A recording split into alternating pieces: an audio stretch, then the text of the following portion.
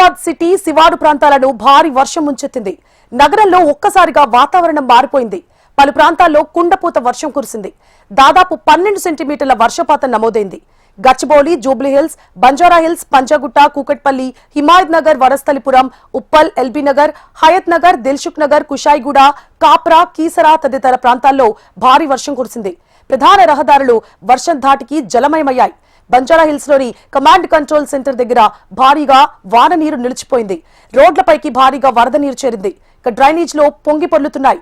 వాహనాల రాకపోకలకు తీవ్ర అంతరాయం ఏర్పడింది. జీహెచ్ఎంసీ, హైడ్రా బృందాలు సహాయక చర్యలు చేపట్టాయి.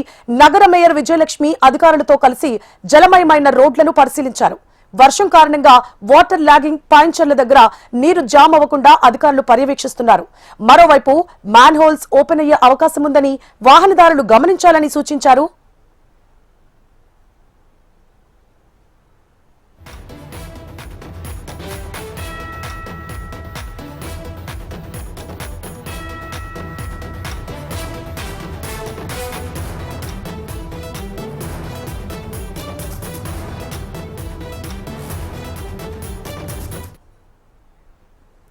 భారీ వర్షం విషాదం నింపింది. గచ్చిబౌలి సమీపంలోని వట్టినాగులపల్లిలో గోడ కూలి ఒకరు మృతి చెందగా మరో 4 గాయపడ్డారు. నూతనంగా నిర్మిస్తోన్న కన్వెన్షన్ ప్రహరీ గోడ కుప్పకూలి ప్రమాదం జరిగినట్లుగా తెలుస్తోంది. మృతుడు ఆదిలాబాద్ కు చెందిన శేఖర్ మండల్గా గుర్తించారు. గాయపడిన వారిలో బీహార్ కు చెందిన కూలీలు కుల్దాన్, రవి పాస్వాన్, సూర్యాపేట జిల్లా నడిగూడెం గ్రామస్తుడు కేబుల్ వర్కర్లు గుంజ నరసింహ, ఉదయ్ మహేశ్వర్ ఉన్నట్లుగా గుర్తించారు. వీరిని సమీపంలోని ఆసుపత్రికి తరలించారు.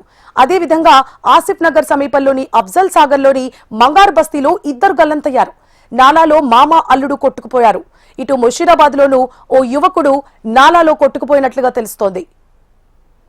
ఈ సమాచారం తెలిసిన వెంటనే పోలీసులు, జీహెచ్ఎంసీ, హైడ్రా సిబ్బంది రంగంలోకి దిగారు. గల్లంతైన వారి కోసం గాలింపు చర్యలు ముమ్మరం చేశారు.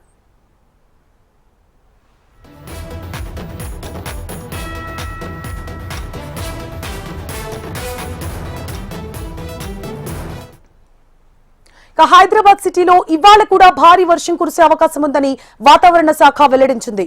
రాష్ట్రంలోని పలు ప్రాంతాల్లో రానున్న 3 రోజుల పాటు తేలికపాటి నుంచి ఓ మోస్తరు వర్షాలు కురిసే అవకాశం ఉందని తెలిపారు. పశ్చిమ మధ్య బంగాళాఖాతం, వాయువ్య బంగాళాఖాతంలో కేంద్రీకృతమైన అల్పపీడన ద్రోణి కారణంగా పశ్చిమ వాయువ్య దిశగా కదిలి ఉత్తర తెలంగాణ, విదర్భ ప్రాంతాల్లో కూడా కేంద్రీకృతమైనట్లుగా వాతావరణ శాఖ హెచ్చరికలు జారీ చేసింది. దీనికి అనుబంధంగా ఉపరితల ఆవర్తనం కూడా తోడైంది. దీని ప్రభావంతో పలు చోట్ల వర్షం పడనుంది. ప్రజలు అప్రమత్తంగా ఉండాలని జీహెచ్ఎంసీ అధికారులు సూచిస్తున్నారు.